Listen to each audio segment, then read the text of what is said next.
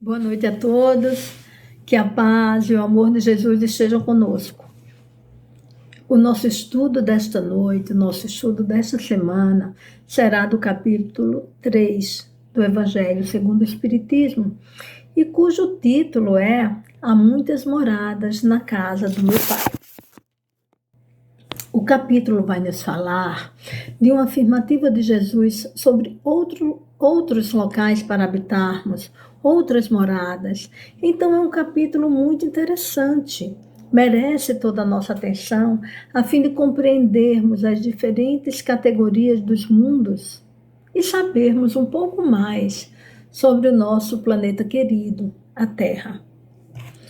Então, a pluralidade dos mundos habitados é um dos pilares da doutrina espírita, que se baseia em 5 pilares.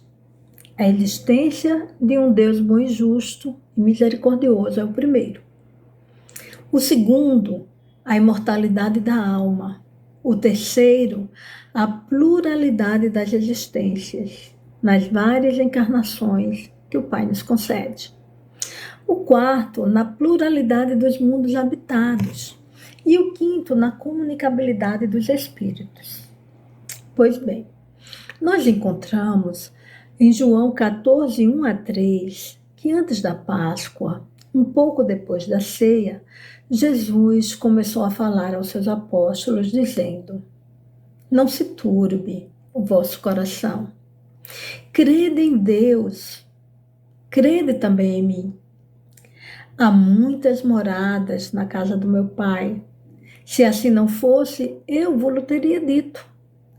Pois me vou para vos preparar o lugar. Voltarei e vos retirarei para mim, a fim de que onde eu estiver, também vós aí estejais.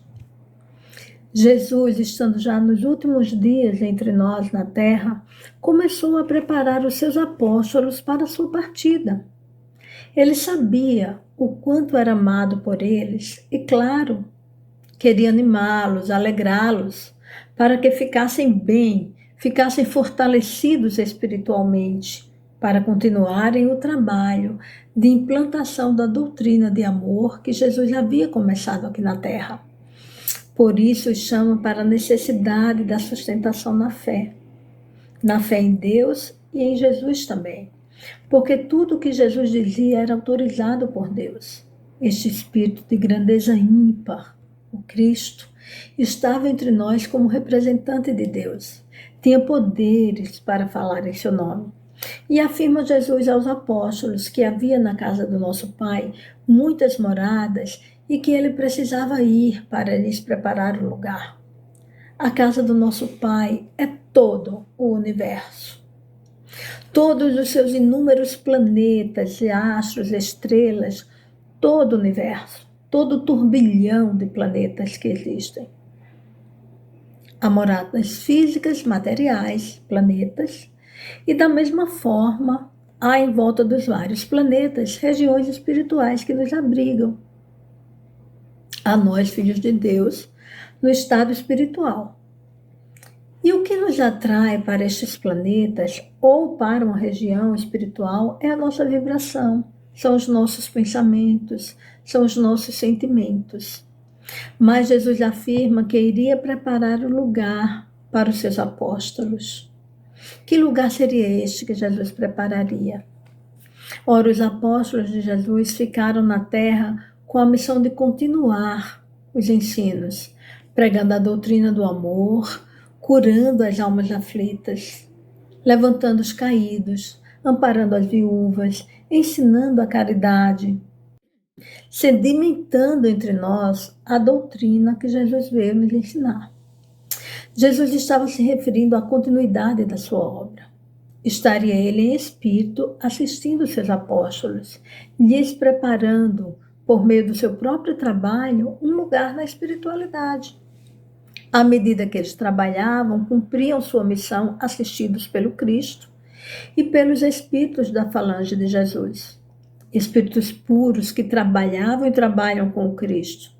Dessa forma se adiantavam moralmente, progrediam espiritualmente e um dia, por meio da lei do progresso, a qual todos nós estamos submetidos, habitariam um mundo espiritual celeste.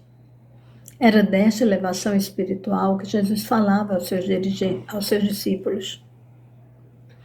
Porque a tarefa dos apóstolos não se resumiu àquela encarnação.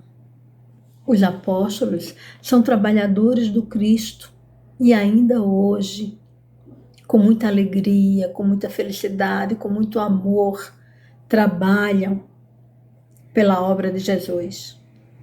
Mas no que se refere aos mundos físicos, aos planetas, como seriam essas moradas? Qual o tipo de habitantes que são atraídos para cada uma dessas moradas?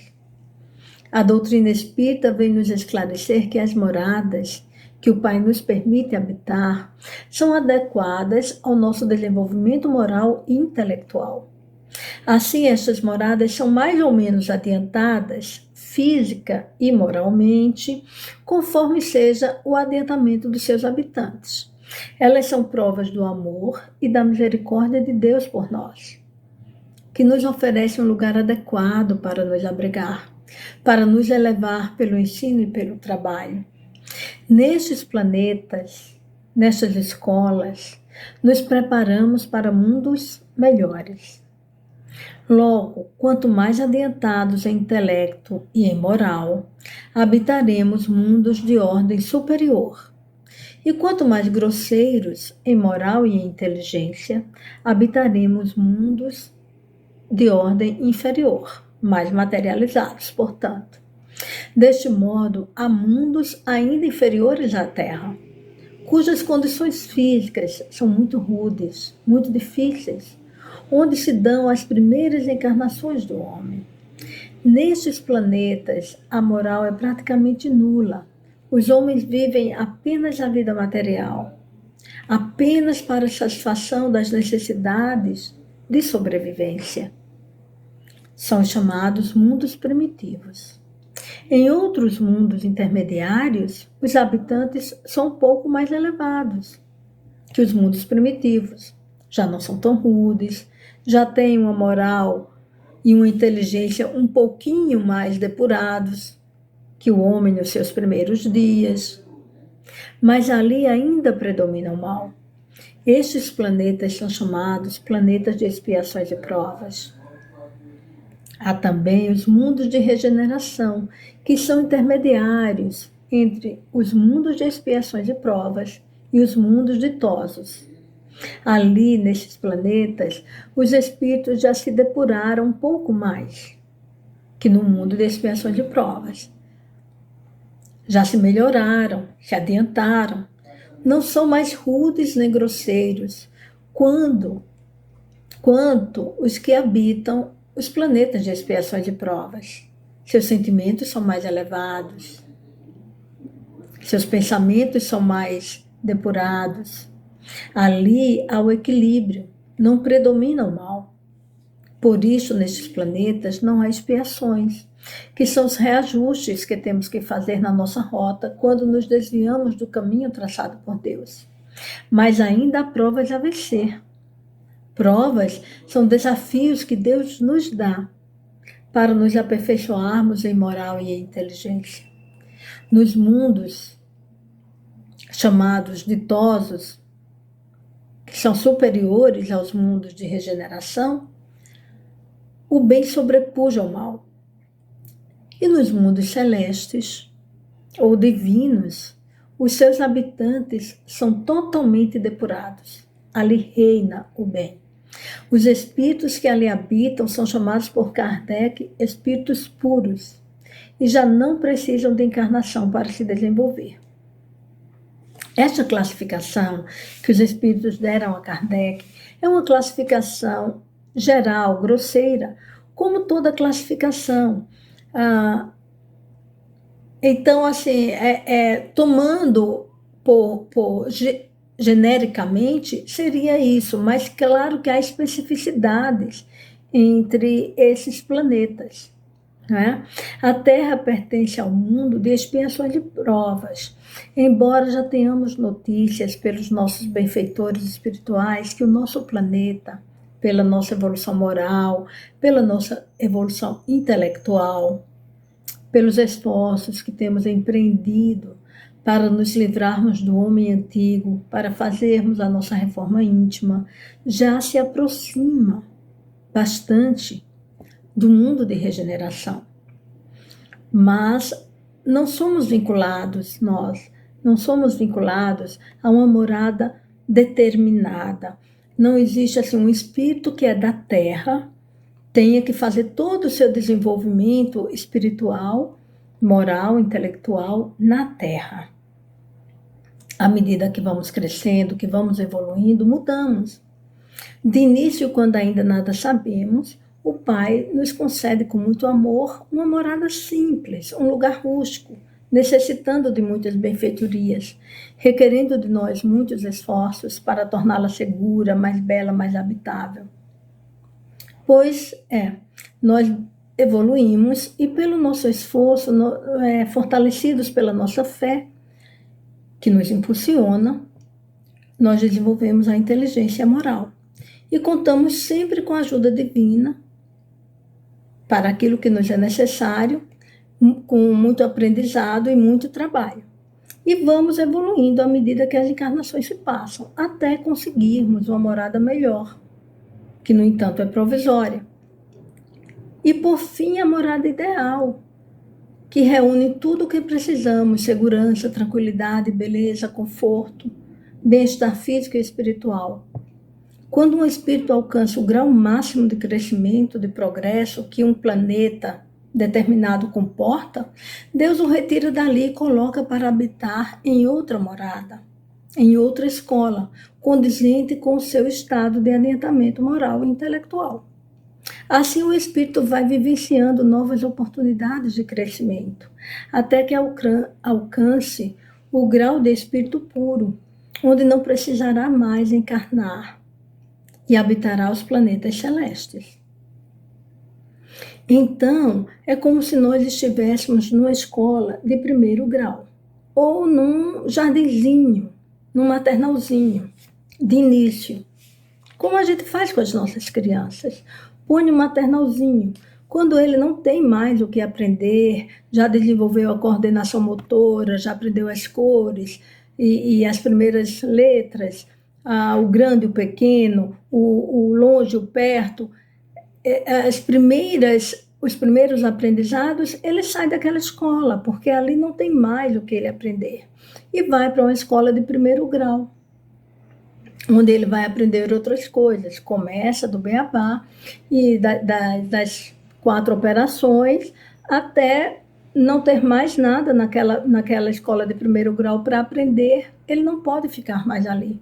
Ele vai para uma escola de segundo grau. Da mesma forma, ali dentro da escola de segundo grau, ele cresce até que ali não tenha mais nada a ser aprendido e vai para uma universidade. Cresce dentro da universidade. Quando não tem mais nada a ser aprendido ali, ele vai para uma pós-graduação. Depois da pós-graduação, para um mestrado, um doutorado, um pós-doutorado, até que ele não tenha mais, academicamente, nada a aprender. Grosseiramente, é isso, é uma comparação grosseira com o estado de adiantamento moral e intelectual dos espíritos e o grau de desenvolvimento dos planetas em que ele vai habitando. Só que nos planetas não basta ser desenvolvido intelectualmente. Nos planetas, nas várias moradas que Deus nos dá, há também e principalmente que desenvolvermos a nossa moral, o nosso espírito. Paralelamente, temos também que desenvolver o nosso intelecto. Mas essa comparação de planetas que nós fizemos, que nós dissemos, que os espíritos fizeram e disseram a Kardec, essa classificação dos mundos não é absoluta, ela é relativa. Depende do elemento que estamos comparando para classificar, como toda classificação. Se a gente põe uma cesta, vamos classificar frutas, vamos classificar pelo tamanho. Então, pomos numa cesta as maiores embaixo, as menores em cima. Mas podemos, na mesma cesta, classificar por cores. Então, vamos classificar as amarelas, as vermelhas, as verdes, as arroxeadas. Depende de como estamos classificando. Então, a classificação é relativa. Por exemplo, se compararmos uma morada celeste com a Terra, nós vamos dizer que a Terra, diante desse planeta celeste, diante desse planeta X, que é divino, é uma morada primitiva, grosseira, feia, rústica. Mas, se a compararmos com um planeta inferior, um planeta primitivo, nós vamos dizer que a Terra é um paraíso.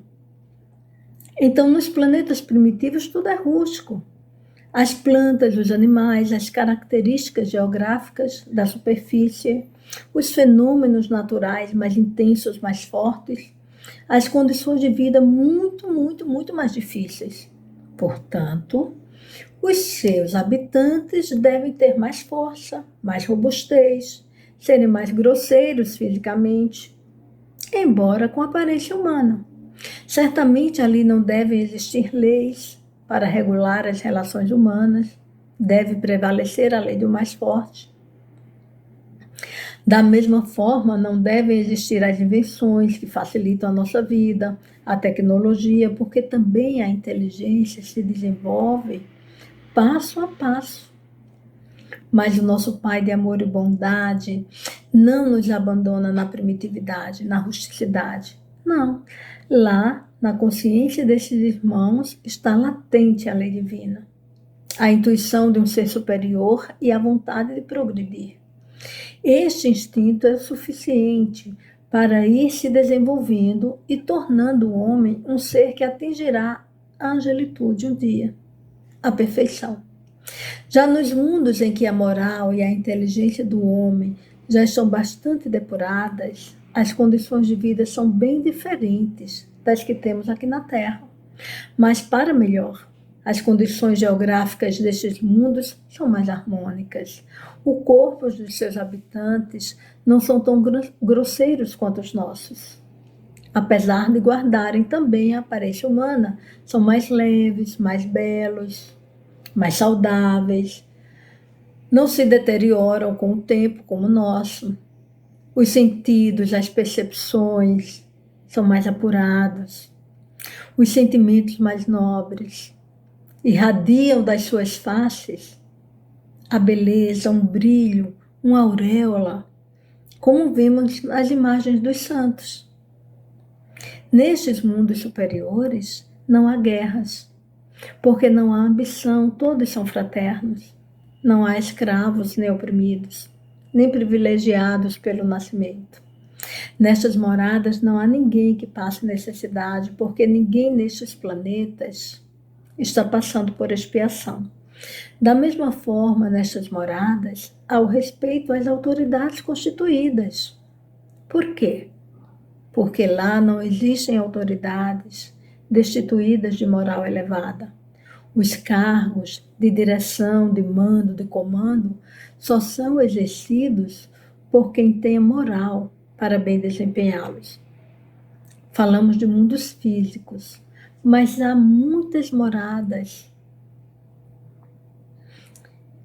espirituais, regiões espirituais localizadas nas proximidades das regiões físicas e que nos acolhem também no mundo espiritual. Estas regiões podem ser mais ou menos felizes, conforme sejam as vibrações dos seus habitantes, dos espíritos que lá habitem. Porque o que nos atrai para estas moradas são o nosso pensamento, os nossos sentimentos, as nossas irradiações. Podemos compreender que há ainda uma morada interna. Quem nunca percebeu isso, não é? O nosso estado de espírito, as vibrações que emitimos, também nos é uma morada, uma zona espiritual que habitamos intimamente, mesmo estando encarnados em mundo de ordem ainda não tão elevada como o nosso. Se vibramos amor e paz, estamos em nossa mente, habitando um mundo pacífico. Em nosso interior reinará a paz. Se vibramos ira, ódio, desamor, o nosso mundo interior será este, de intriga e de desconfianças, ainda que lá fora reine a paz. Ao ouvirmos ou lermos sobre estas maravilhas, pensamos, gostaríamos de viver em um mundo onde houvesse paz, onde houvesse amor, onde houvesse misericórdia, onde fôssemos realmente fraternos uns com os outros. Mas pensemos, nosso Pai não privilegia nenhum dos seus filhos. Todos fomos criados iguais. Fomos criados simples e desconhecedores do bem e do mal. Mas fomos criados perfectíveis. Vamos nos aprimorando. Pela lei da reencarnação aliada à lei do progresso, vamos nascendo e renascendo e nos aperfeiçoando pelo trabalho, que desenvolve a nossa inteligência, e pelo aprendizado das virtudes, que se dá na convivência de uns com os outros. À medida que vamos nos aperfeiçoando em moral e em inteligência, o nosso planeta vai evoluindo junto conosco. Os animais, os vegetais e até os minerais se modificam para acompanhar a marcha do progresso. Então nós pensamos, alguns podem dizer, não, eu vejo tudo sendo destruído, eu vejo o mundo pior, eu vejo o homem piorando. É que nós temos uma visão limitada, temos uma visão de uma vida que não dura 100 anos, na maioria das vezes, ou quando muito, dura um pouco mais de 100 anos. E nós estamos falando de milhares de anos, né? Deus nos concede o tempo necessário ao nosso desenvolvimento.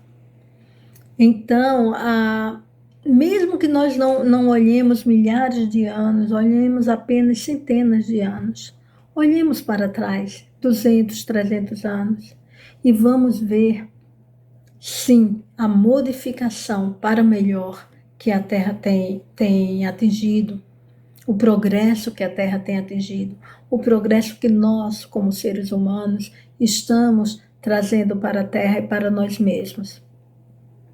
De modo que tudo avança, tudo cresce, nada permanece estacionário. É a lei de Deus. A lei de Deus é a lei do progresso. Tudo progride. Assim como há também da lei de Deus a destruição. Mas tudo é destruído para progredir. Tudo aquilo que morre, que acaba, que revolve, é para que nasça dali uma coisa melhor. Só que nós, às vezes, não alcançamos, não vemos, porque a nossa vida material é curta. Mas se nós olharmos 200, 300, 500 anos atrás, nós vamos ver o progresso. O progresso nos costumes, o progresso nas leis, o progresso nos sentimentos, o progresso na maneira de vivermos, na nossa crença, na nossa compreensão, na tecnologia, na ciência. Mas voltando lá no início, quando Jesus disse aos seus apóstolos que ia lhes preparar uma morada, será que ele estava se referindo apenas aos seus apóstolos? Será que só para eles Jesus estava preparando um lugar, um planeta, um lugar espiritual, onde habitem apenas 12 pessoas, 12 espíritos? E Jesus? Não. Jesus estava se referindo também a todos nós. Em Mateus 28, 20, encontramos que Jesus disse: estarei convosco todos os dias, até o final dos tempos. Querendo nos dizer que estaria nos assistindo espiritualmente, até que nós conseguíssemos avançar em moral e em inteligência e alcançássemos mundos melhores, mundos celestes. Somos todos nós, pequenos trabalhadores, pequenos, mínimos trabalhadores da seara do Cristo, da seara do Mestre. A todos devemos ensinar, por meio da palavra, por meio dos nossos atos, do nosso trabalho. Devemos ensinar pelo exemplo. Também para nós, Jesus está preparando um lugar especial. Mas Ele precisa que façamos a nossa parte, que trabalhemos o nosso interior, os nossos sentimentos, procurando nos libertar dos vícios do homem velho, desenvolvendo as virtudes que ele nos ensinou, até o dia em que, depurados das imperfeições morais e fortalecidos intelectualmente, não precisemos mais da morada física para nos desenvolvermos, e aí habitaremos mundos espirituais celestes, onde reina a paz, o amor, e onde trabalharemos ajudando o Pai na administração das suas várias moradas, porque há muitas moradas na casa do nosso Pai. Que o nosso Mestre nos ilumine hoje e sempre. Obrigada, uma boa noite.